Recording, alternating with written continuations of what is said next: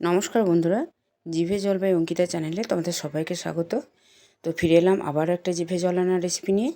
আশা করি সবাই ভালোই আছো। তো বন্ধুরা, সজনে ডাঁটার একটা দুর্দান্ত রেসিপি আজ তোমাদের সাথে শেয়ার করব।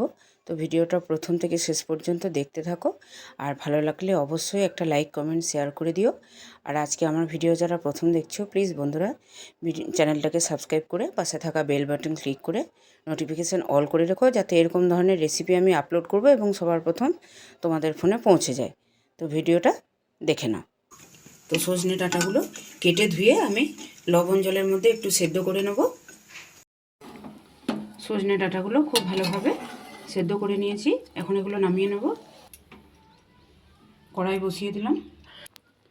এখানে সর্ষে পোস্ত আমি নিয়ে নিয়েছি, তার মধ্যে 1 চামচ আছে সর্ষে আর 2 চামচ পোস্ত। মিক্সি ছোট জারটার মধ্যে আমি নিয়ে নিলাম। 2 চামচ মতো গ্রেট করা নারকেল আমি নিয়ে নিয়েছি। এর মধ্যে দিয়ে দিচ্ছি শুকনো লঙ্কা 4টে।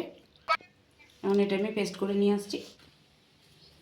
এখন কড়াইয়ের মধ্যে দিয়ে দিলাম বেশ খানিকটা সরষের তেল। এখন এর মধ্যে দিয়ে দিচ্ছি কালো জিরে ফোড়ন।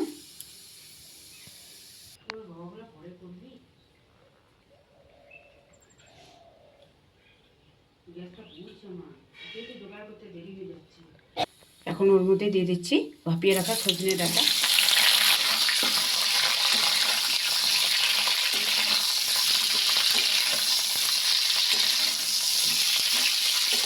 হালকা হাতে একটু ফ্রাই করে নেব।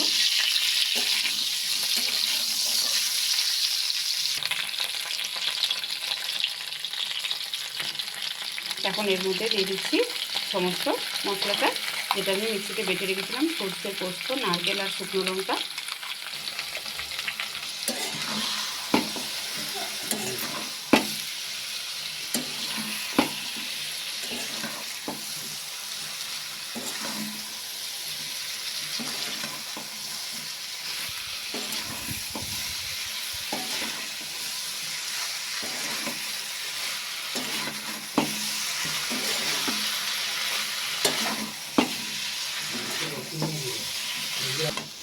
তো সমস্ত মশলাটা দিয়ে আমি ডাঁটাগুলো খুব ভালোভাবে নাড়াচাড়া করে নিচ্ছি।